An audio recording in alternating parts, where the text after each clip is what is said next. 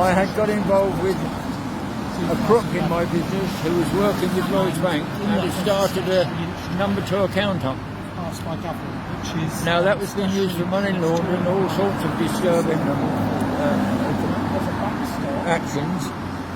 When I went to my bank to help me stop this crook and get him put in jail, they blanked me and they put me in touch with the BSU managers, which all they did was try to destroy my business and shut it down. So 8 months before my business went down, I went to them and they could have helped me, and I've got the information here on this leaflet, all this information where false checks were going out of my account.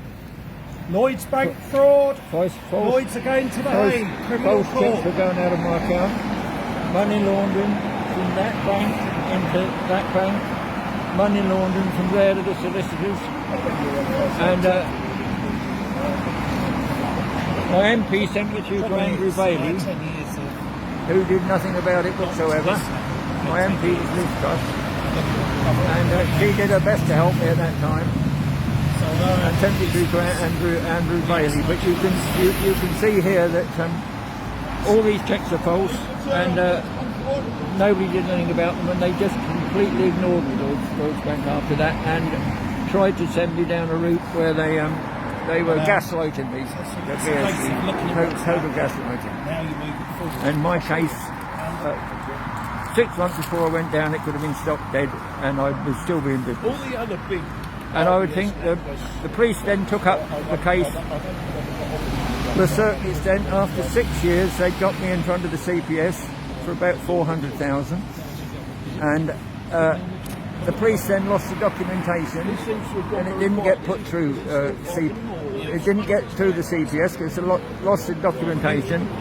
Then when it did get through to the CPS, COVID was here, and they told me, the police, that the main perpetrator would probably be dead before COVID finished, so my case was completely dropped. If you look to my phone at the moment,